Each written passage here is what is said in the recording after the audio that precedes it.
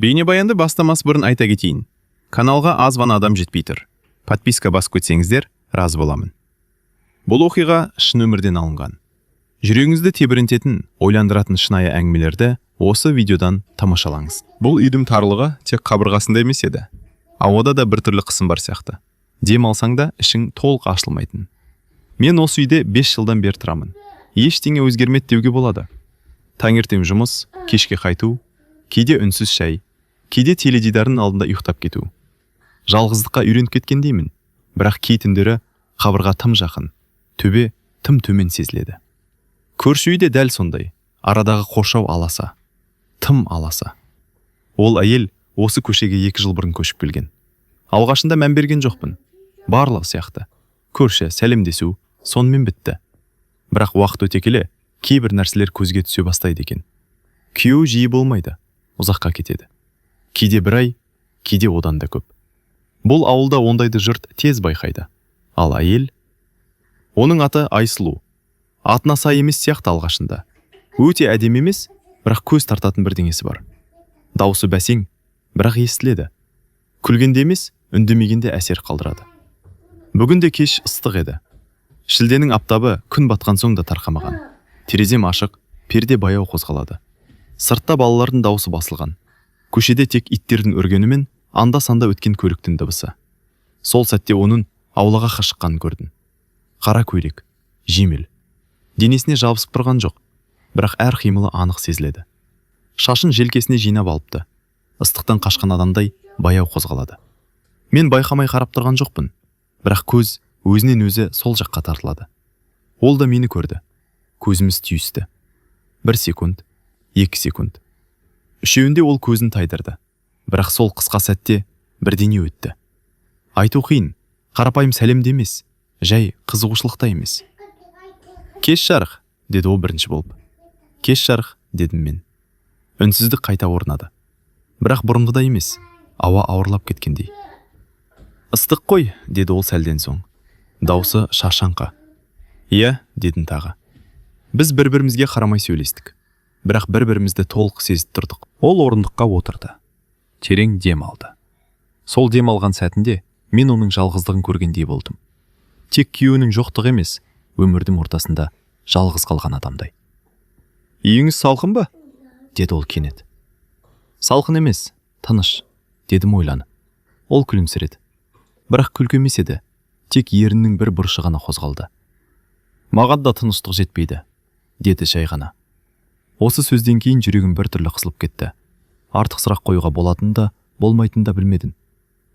Күйеуіміз, деп бастап тоқтап қалдым. Жоқ, деді ол бірден. Әлі жоқ.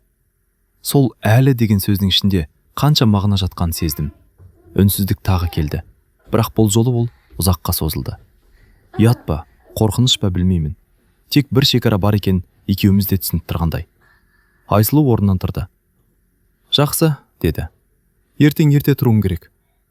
Иә, дедім мен. Ол үйіне кіріп кетті. Есік жабылды. Бірақ менің ішімде бір есік ашылып қалғандай болды. Түнде ұйықтай алмадым. Төбеге қарап жатып, оның да дәл қазір жалғыз жатқанын ойладым. Бұл ойдан өзім шошып кеттім. Өйткені бұл ой жай ой емес еді. Бұл оттың алғашқы ұшқыны болатын. Таң ерте атты. Түнгі ойлар басында ауыртып шықты. Ұйықтадым ба, әлде көзімді жұмып жаттым ба, өзім де білмеймін. Бір анығы, Айсұлудың бейнесі санамнан кетпеді. Жұмысқа жиналып жатып, кешегі кешті қайта-қайта есіме алдым. Оның әлі жоқ дегені. Сол сөз ішіме кіріп алып, тыным бермеді. Күн ыстық еді. Түс ауа, үйге ертерек қайттым. Көшеде тыныштық. Көпшілігі егістікке, қалғаны көлеңкесі деген. Есігімді ашайын деп жатқанда, көрші жақтан дауыс естілді. Кешіріңіз. Бұрылып қарасам, Айсұлу. Қолында бос шелек, шашы жайылған. Бүгін ол басқаша көрінді. Кешкі сабырлы әйел емес, сәл абыржыған, сәл әлсіз. Су жоқ болып тұр, деді. Сізде бар ма екен? Бұл қарапайым сұрақ. Бірақ ол есікке себеп болды. Бар, кіріңіз, дедім ойланбастан. Ол бір сәт кідіріп қалды, көзіме тіке қарады. Сол сәтте дұрыс па деген сұрақ екеуміздің де ойымыздан өткенін сездім. Бірақ ол бәрібір кірді. Үйдің іші салқын еді. Терезелер ашық. Үнсіздік. Ол шелегін қойып, жан-жағына қарап шықты. Тыныш екен, деді. Иә, дедім. Әдетте осылай. Суды толтырып жатқанда ол артыма қарап тұрды. Арқаммен оның көзқарасын сездім. Бұл жай қызығушылық емес еді. Жалғыз тұрасыз ба? Деді ол. Иә, үйреніп кеткен шығарсыз. Үйренуге болады, дедім. Бірақ оңай емес. Ол үндемей қалды. Мен шелекті ұсынып жатып, қолымыз тиіп кетті. Кездейсоқ, бірақ тым анық. Екеуміз де қолымызды тез тартып алдық. Кешіріңіз, деді ол. Ештеңе емес, дедім. Бірақ жүрегім тез соғып кеткен жасыра алмадым. Ол кетуге асықпады. Шелекті ұстап тұрып, бірдеңе айтқысы келіп тұрғандай. Кейде, деп бастады да тоқтады. Кейде адамға жай ғана біреу тыңдаса жеткілікті ғой. Бұл сөз маған ауыр тиді. Иә, дедім баяу. Тыңдайтын адам керек. Ол басын изеді. Көзіне жас толғандай болды. Бірақ жыламады. Өзін ұстап тұрды. Рахмет, деді сәлден соң. Су үшін ғана емес. Мен жауап қатпадым. Айтуға болатын сөз табылмады. Ол есікке беттеді. Бірақ шығар алдында тағы бір рет артына қарады. Кеше, деді де тағы тоқтады.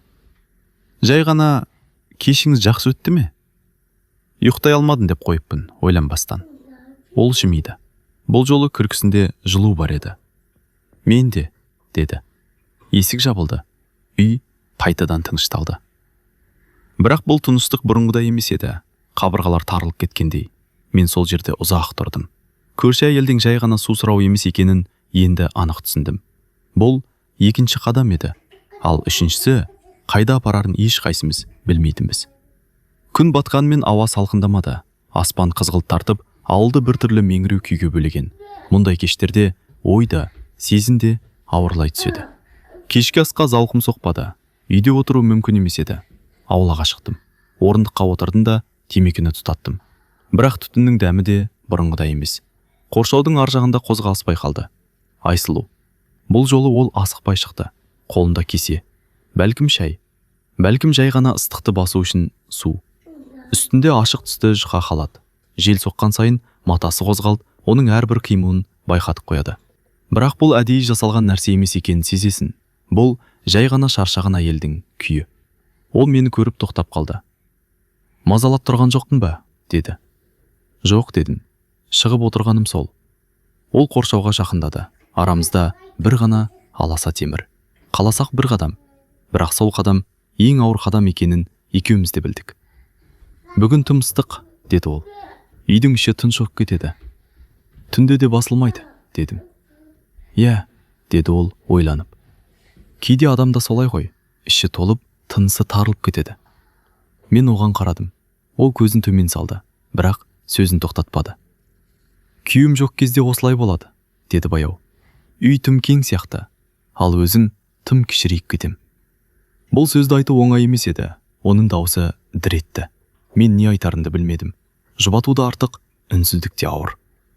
Сіз, деп бастадым. Сіз мықтысыз. Ол жымиды, бірақ бұл жолы күлкісінде мысқыл бар еді. Мықты болуға мәжбүрмін, деді. Таңдау болмағанда. Ауа қоюланып кеткендей, тынысымыз да бір ырғаққа түскендей сезілді. Ол кесесін екі қолмен қысып ұстап тұр. Саусақтары сәл дірілдейді.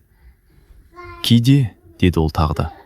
Біреу қасында отырса да жалғызсың. Ал кейде, ол сөзін аяқтамады. Ал кейде бір аула жеткілікті, дедім мен. Ол басын көтеріп маған қарады. Көзінде таңданыс пен біртүрлі тыныштық қатар тұрды. Иә, деді. Дәл солай. Бір сәтке уақыт тоқтап қалғандай болды. Ит те үрмеді, жел де соқпады. Тек екі адамның тынысы ғана бар сияқты. Ол орнынан тұрды. Кеш болып қалды, деді. Ертең тағы көрісерміз.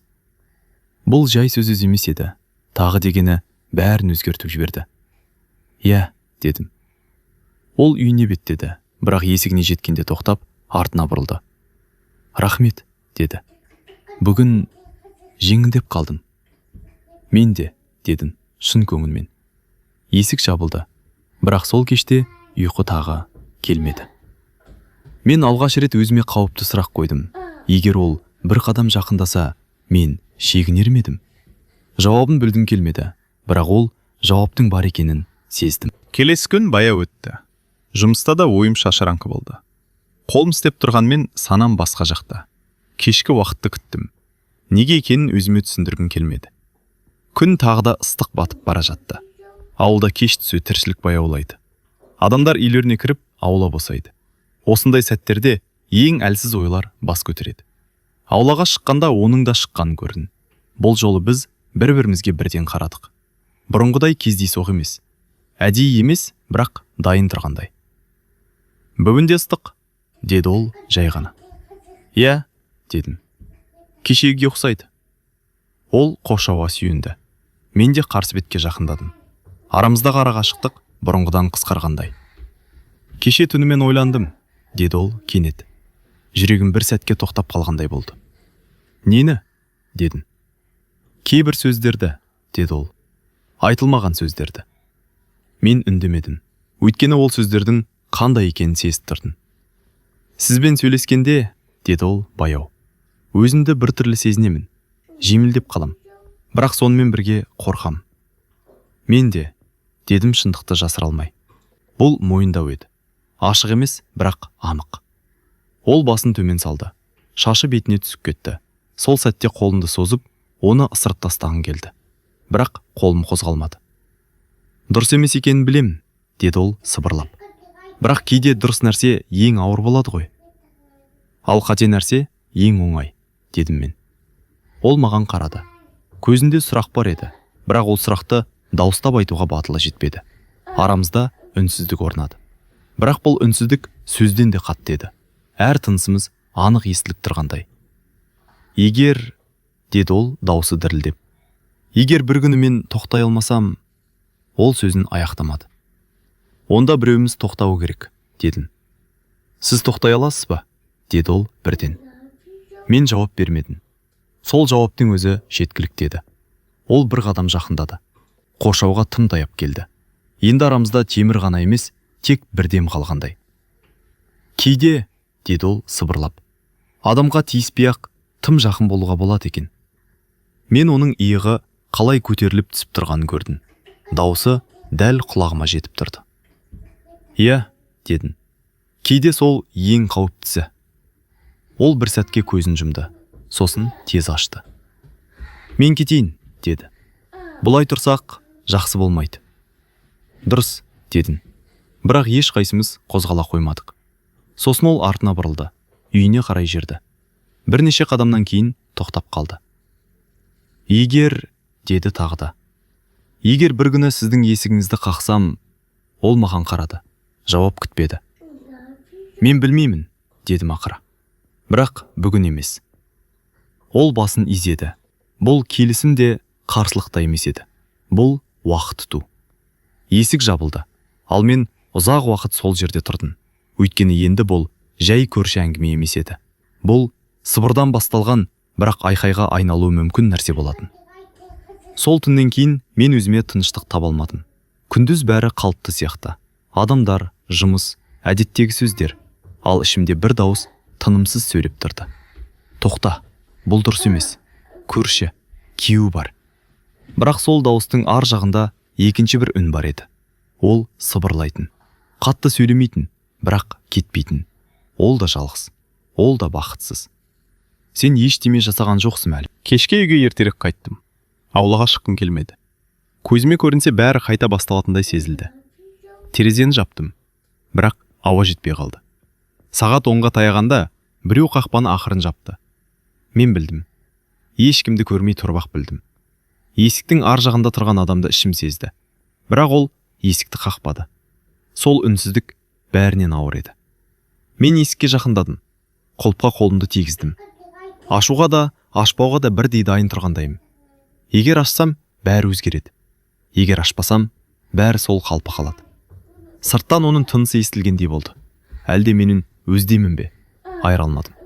Сосын аяқ дыбысы алыстай бастады. Мен есікті ашпадым. Таң атқанша көз ілмедім.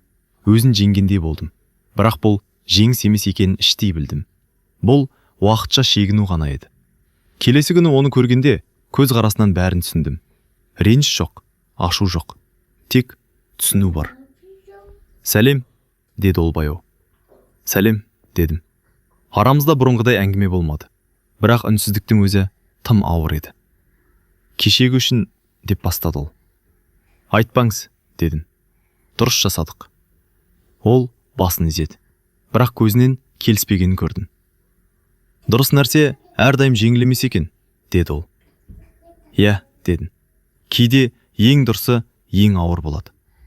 Ол бұрылып кетті. Бірақ сол сәтте мен бір нәрсені анық түсіндім. Мен оны ойынан шығара алмаймын. Ал ол мені. Бұл тоқтау емес еді. Бұл тыныс алу үшін жасалған үзіліс қана. Ал азғыру әлі кетпеген. Ол күннен кейін Айсұлу сирек көрінді. Аулаға шықпайды. Қоршау жаққа да жақындамайды. Үйі бұрынғыдан да тыныш болып кеткендей. Ал тыныштық кейде айқайдан да қатты сезіледі. Бір апта өтті. Мен де өзімді ұстап жүрдім. Артық қарамауға, артық ойламауға тырыстым. Бірақ адамның ойына тыйым салу ең қиын нәрсе екен. Сол күні кешке жаңбыр жауды. Жаз ортасындағы жылы жаңбыр. Топырақтың иісі ауаға тарады. Ауыл бір сәтке тазарғандай болды. Есік қағылды. Бұл жолы анық. Аштым. Айсұлу. Үстінде жұқа күртеше. Шашы дымқыл. Көзі қызарып кеткен. Жылағаны көрініп тұр, бірақ өзін ұстауға тырысқан. Кешіріңіз, деді. Біраз отыра тұруға бола ма? Сұрақ емес еді бұл. Көмек сұрау болатын. Кіріңіз, дедім бірден. Ол ішке кіріп үнсіз отырды. Қолындағы сөмкесін қысып ұстап алған. Иығы дірілдейді. Күйеуіңіз келді ме? Деп сұрадым ақырын. Ол басын изеді. Бүгін, деді. Күтпеген жерден. Мен артық сұрақ қоймадым. Өйткені жауаптың ауыр екенін сездім. Ол бұрынғыдай ма? Дедім біраздан соң. Айсұлу күліп жіберді. Бірақ ол күлкі емес еді. Ауыр күлкі. Ол ешқашан өзгермеген, деді. Мен ғана өзгеремін деп ойлаппын. Ол терең демалды. Басында бәрі жақсы еді, деді. Кейін жұмыс, жол, ашу. Мен оған керек емес болып қалдым. Үй қонақ үй сияқты, ал мен қызметкер. Ол сөзін тоқтатты. Көзіне жас келді. Кейде адамды ұрмай-ақ сындырып тастауға болады екен, деді сыбырлап. Мен үндемедім. Қасында отырып тыңдадым. Сол сәтте оған дәл осы керек екенін білдім. Ал сіз, деді ол кенет. Сіз мені адам сияқты көрдіңіз. Бұл сөз жүрегіме ауыр тиді. Мен ештеңе істеген жоқпын, дедім. Сол үшін де, деді ол. Сол үшін ауыр. Біз жақын отырдық, бірақ қол тигізбедік. Бұл әдейі еді. Өйткені бір рет тисек, кері шебіні болмайтынын екеуміз де түсіндік. Ол ертең қайта кетеді, деді Айсұлу. Бірақ оның көлеңкесі қалады. Мен оған қарадым. Көзінде қорқыныш емес, шаршау бар еді. Ұзақ жылдық шаршау. Кейде, дедім, көлеңкеден қашу үшін жарық керек. Ол маған қарады. Ұзақ қарады. Ал жарық тым жақын болса ше, деді. Мен жауап бермедім. Себебі бұл сұраққа жауап жоқ еді. Біраздан соң ол орнынан тұрды. Рахмет, деді. Бүгін аман қалдың. Әрқашан, дедім. Ол кетіп бара жатып есік алдында тоқтады. Мен әлсіз емеспін, деді. Тек ұзақ уақыт жалғыз болдым. Білемін, дедім. Есік жабылды. Ал сол түні мен бір нәрсені анық түсіндім. Бұл оқиға енді екі адам арасындағы сезім емес еді. Түн тыныш болды. Тым тыныш. Жаңбырдың ізі ғана қалған. Ауа салқын татқанымен ішімдегі ыстық басылмады. Терезе ашық тұрса да дем жетпей жатқандай. Ұйықтай алмадым. Сағат түн ортасынан асқанда аулада біреу жүргендей болды. Аяқ дыбыс емес, көлеңкенің қозғалысы сияқты. Жүрегім дүрсілдеп кетті. Есіктің тұтқасы ақырым қозғалды. Қақпады. Тек бір сәтке ұстап тұрды. Мен орнымнан тұрдым. Бұл жолы тоқтауға тырысқан жоқпын. Бірақ есікті бірден ашпадым да. Ішімде мың ой қатар сөйлеп жатты.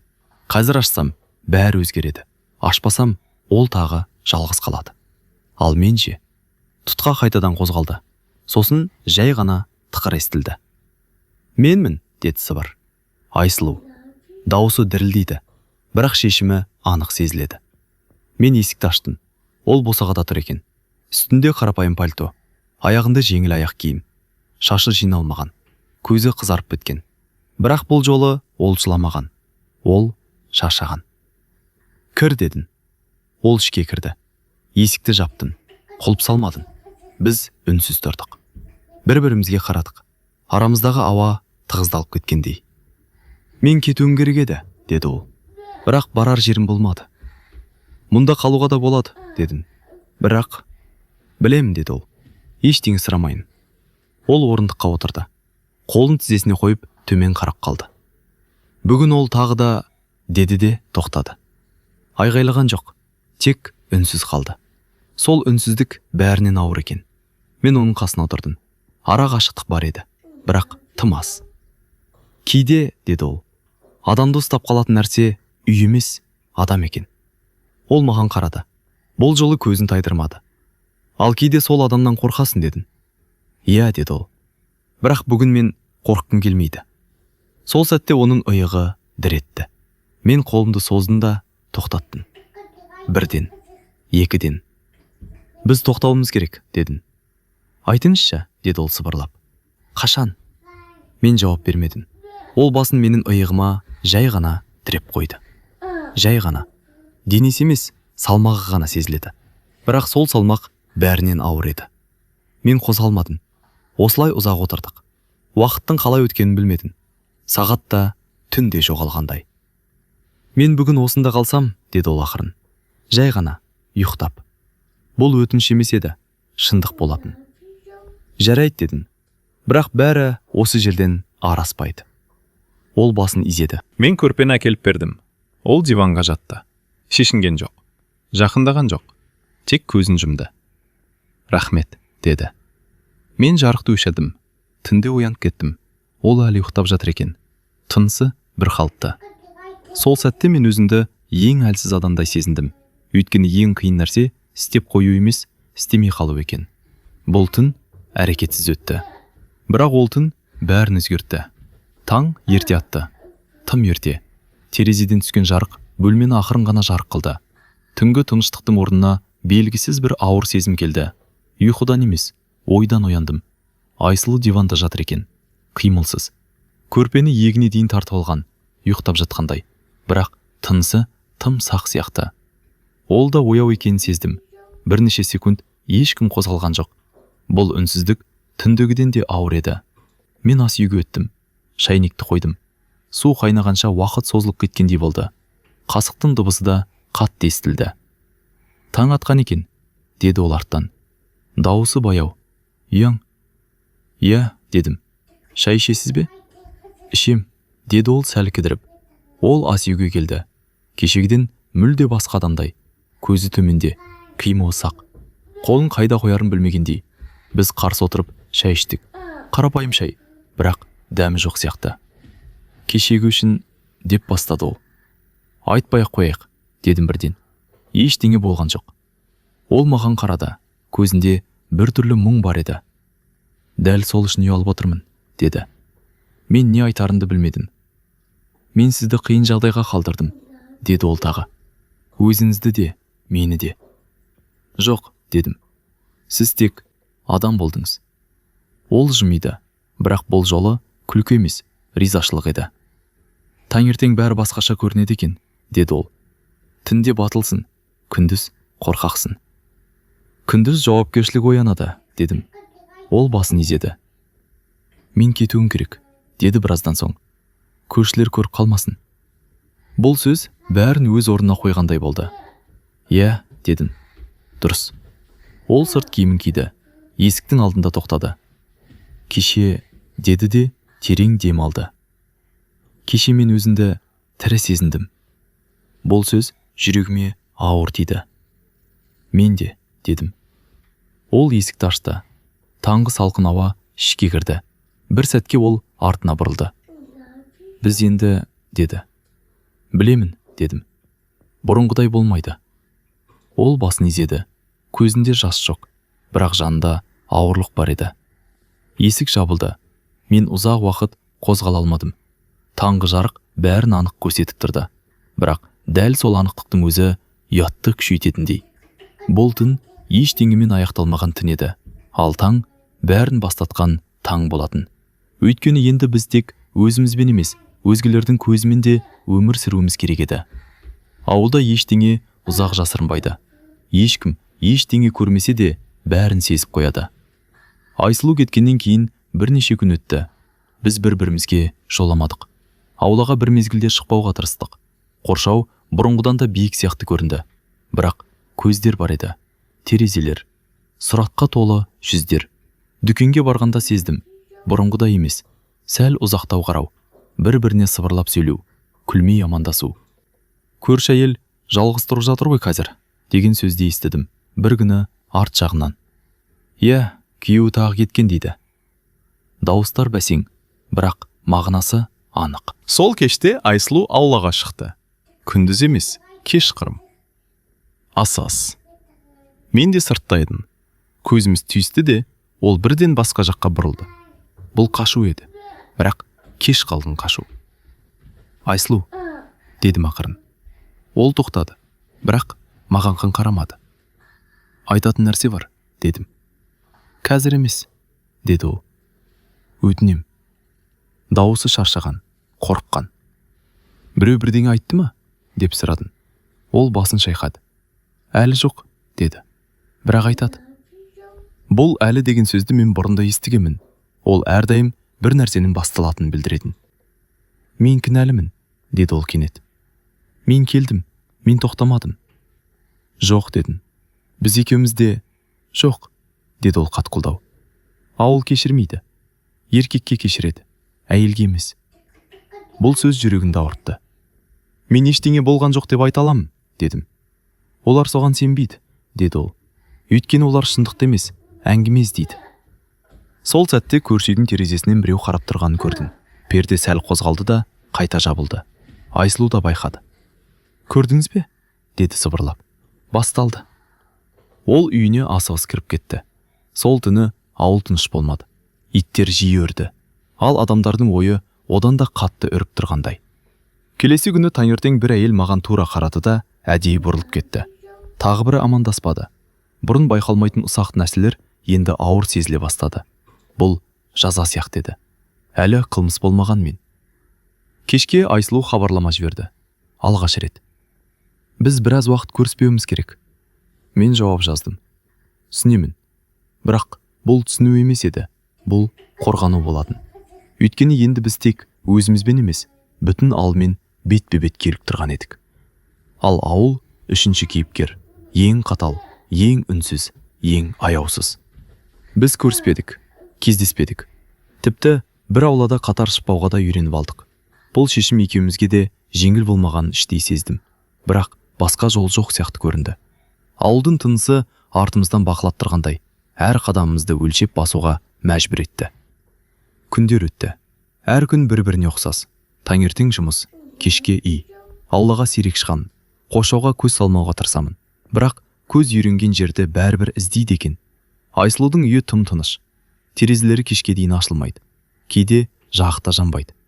Үйдің ішінде біреу бар ма жоқ па белгісіз. Бұл тыныштық мені мазалай бастады. Қашу шешім емес. Бұл тек уақыт ұту. Бірақ сол уақыттың өзі адамды іштен жеп бітіретінін кеш түсіндім. Бір күні кешке дүкенге шықтым. Қайтар жолда оны алыстан көрдім. Басындағы орамалы иығына түсіп кеткен. Қолында пакет, жүрісі баяу, шаршаған. Мен басқа көшеге бұрылғым келді. Бірақ аяғым жүрмеді. Ол да мені көрді. Бір сәтке тоқтады. Сол тоқтаудың өзі бәрін айтып тұрғандай еді. Сәлем, деді ол баяу. Сәлем, дедім. Айналамызда ешкім жоқ. Бірақ бәрібір өзімізді бақылап тұрғандай сезім кетпеді.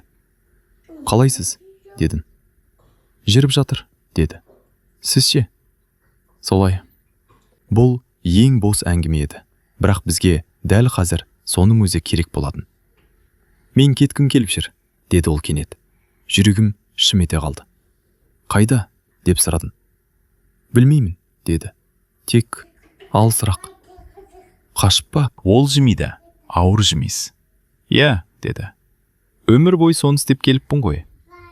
Біз біраз үнсіз тұрдық. Сіз дұрыс жасадыңыз, деді ол тағы. Сол түні есікті ашпағанда. Бірақ аштым ғой, дедім. Аштыңыз, деді ол. Бірақ одан әрі өткізбедіңіз. Бұл сөз мені бір жағынан жұбатты. бір жағынан ауыртты. Мен сізге қиындық әкелдім, деді ол. Ал сіз мені сақтап қалдыңыз. Мен өзімді де сақтадым, дедім шындықты жасырмай. Ол басын изеді. Біз осылай жүргеніміз дұрыс шығар, деді. Көрмегендей, білмегендей. Бірақ ұмытқандай емес, дедім. Ол маған қарады. Ұзақ қарады. Жоқ, деді. Оны ұмыту мүмкін емес. Солай деп ол бұрылып кетті. Артына қарамады. Мен де шақырмадым. Сол кеште үйге келгенде бос кеңістік анық сезілді. Үй сол қалпы. Бірақ мен басқа адамда едім. Қашу сырттай тыныштық әкелді. Ал іште бос орын қалдырды. Өйткені кейбір сезімнен қашуға болады. Бірақ оның орнын толтыру мүмкін емес. Күн тыныш өтті. Бірақ мен білетінім, тыныштық бұл жолы жалған. Айсұлу хабарлама жіберді. Кездесейік, бәрін айтуым керек. Сөз қарапайым көрінгенімен менің жүрегімді сызып өтті. Бәрін айтуы тек сөз емес, шешім еді. Қорқыныш пен үміттің араласуы. Кешке аулаға шықтым. Ол бұрынғыдай жай ғана шыққан жоқ. Қолында сөмке, бірақ жүрісі ауыр. Бір қадам жақындап, кейін бір қадам артқа. Ішінде дау бар екені анық. Сәлем, дедім ақырын. Сәлем, деді ол. Сіз отыра беріңізші, мен айтып алайын. Ол орындығына отырды. Қолын үстелге қойды. Терең дем алды. Сол демде мен оның ішкі жанын көргендей болдым. Мен, деді ол, бәрін жасырдым. Кейде өзімнен де қорқамын. Бірақ шындықты айту керек болды. Мен үндемедім. Тыңдап отырдым. Көздерін алмай. Менің күйеуім, деп бастады ол. Мен енді оны күтпеймін. Ол ешқашан өзгермейді. Ал мен енді өз өмірімді қалаймын. Сөзін жалғастыра алмады. Қолы дірілдейді. Көзінен жас емес, шашау көрінді. Мен сізге бәрін айтуым керек еді, деді ол ақан. Сіз мені адам сияқты көрдіңіз. Сізді қорқытуым келмейді, бірақ бұл шындық. Мен тыңдап отырмын, дедім. Бәрін тыңдаймын. Ол терең дем алды. Сол демде мен өзінің де қаншалықты мазасыз екенімді сездім. Бәлкім, біз бәрін бастан өткермесек те болар еді, деді ол. Бірақ енді басқа жол жоқ. Екеуміз де өзгердік. Иә, дедім. Біз енді бұрынғыдай болмаймыз. Ол басын изеді. Бірақ бұл жолы бұл бас изеу қорқыныш емес, шешім еді. Мен таңдау жасауым керек, деді Айсұлу. Өз бақытым үшін. Және мен де өзімнің, дедім мен. Сол сәтте мен түсіндім. Бәрі аяқталуы мүмкін еді. Бірақ бұл аяқталу емес, жаңа кезеңнің бастауы. Екеумізге де ауыр. Екеумізге де қажет. Ол орнынан тұрды. Жүзі ашық, бірақ шаршаған. Бәрін шын айту жеңіл емес екен, деді. Бірақ мен босатылдым. Мен оған қарадым. Бұл босану физикалық емес, жанның босануы. Кешегі, түнгі, таңғы, барлығының ауыртпалығы артта қалды. Мен де, дедім. Мен де босадым. Ол жымиды.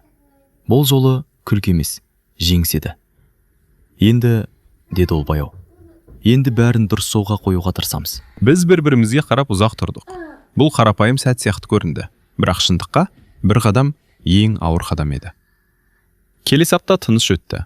Біз екеуміз ара қашықтық сақтадық. Бірақ тыныштық тек сыртқы көрініс еді.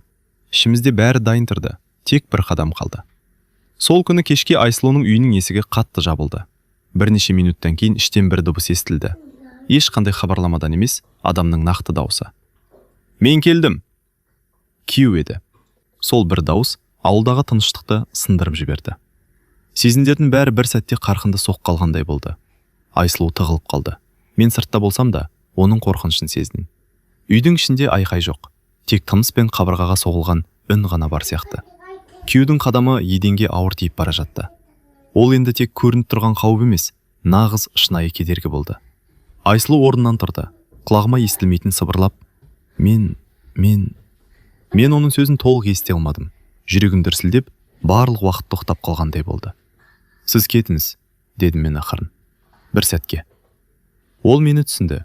Көзінде қорқыныш, бірақ сенім де бар еді. Ол бір қадам артқа шегінді. Күйеуінің дауысы қайтадан шықты.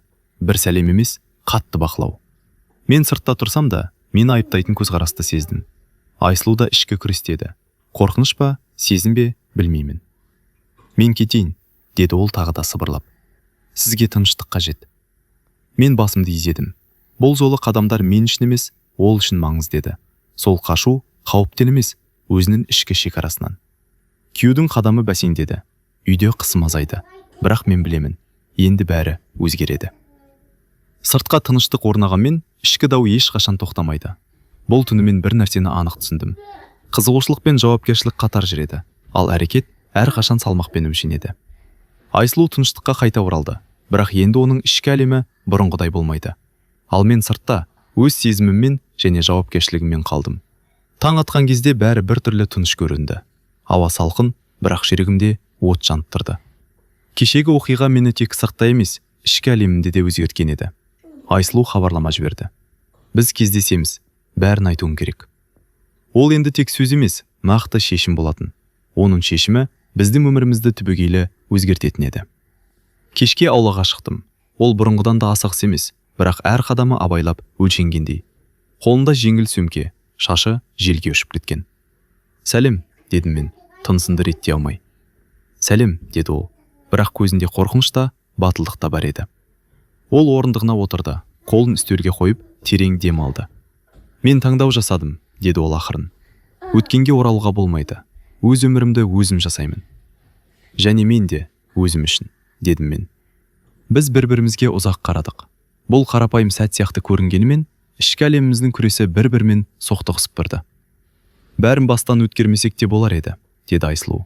Бірақ енді басқа жол жоқ. Иә, дедім мен. Біз енді бұрынғыдай болмаймыз. Сол сәтте мен түсіндім. Бұл жаңа кезеңнің бастауы. Екеумізге де ауыр, екеумізге де қажет. Ол орнынан тұрды, жүзі ашық, бірақ шаршаған. Енді бәрін дұрыс жолға қоюға тырысамыз, деді ол. Мен оған қарадым. Бұл жеңіс емес, бірақ босанудың алғашқы қадам еді. Иә, дедім. Енді бәрі анық. Сол сәтте мен де ішкі тыныштыққа бір қадам жақындағанды сездім. Бәрі тек басталды. Күн батып бара жатты. Ауыл кешке оранды.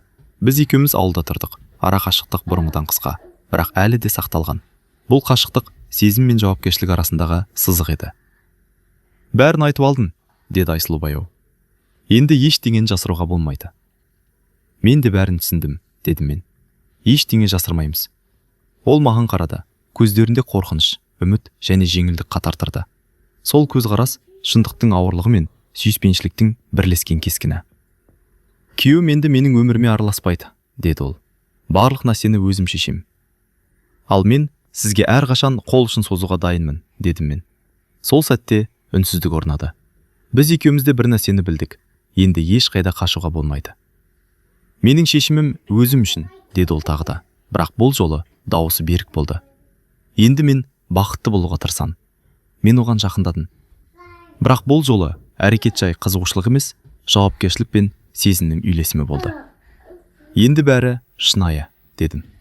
Артымыздағы бәрін қабылдаймыз, ал болашаққа бірге қараймыз. Ол жымиды. Бұл жеңіс емес еді. Бұл жаңа өмірдің алғашқы тынысы. Сол түні біз ұзақ тұрдық, тек тынысымыз естіледі. Жаңбырдың соңғы тамшысы алдыдағы топырақты ылғал етті. Бәрі аяқталған жоқ, бірақ енді бәрі ашық, бәрі шын. Біз енді бір-бірімізден жасырмаймыз. Бұл шындыққа бет-бе-бет келген сәт. Күн таңғы алғашқы сәулесімен оянып, ауылды алтын түспен бояды. Түнгі қорқыныш, сыбыр, арақашықтық, бәрі артта қалғандай. Айсұлу аулада тұрды, көздері тыныш, жүзі ашық. Ол енді қорықпайды, ештеңеден жасырынбайды. Бұл тек физикалық тыныштық емес, жан тыныштық еді. Мен оған жақындадым. Біз екеуміз бір-бірімізге қарап тұрдық. Екі адамның арасындағы барлық күмән, қорқыныш, сезім бәрі түсіністікке айналды. Бәрі енді басқаша, дедім. Иә, деді ол. Біз шындықпен бет-бе-бет келдік. Енді ештеңеден қорықпаймыз. Ауылдың тыныштығы бізге серік болды. Ешқандай сыбыр, ешқандай көзқарас, тек жаңа бастаманың белгісі. Алдыға қарай жүреміз, дедім мен. Бірге, деді ол, жымия. Біз ұзақ қарастық. Екеуміз де түсіндік. Бұдан бұлай бәрі өзімізге байланысты. Түнгі қорқыныш, таңғы ұят, сыртқы қысым, бәрі артта қалды. Ауылдағы жаңбырдан қалған топырақтың иісі бізді жаңа өмірге шақырды. Бұл жаңа кезеңнің, жаңа бастаманың, жаңа тыныштық пен сезімнің бастауы еді. бәрі аяқталды, бірақ бұл аяқталу жаңа өмірдің басталуы.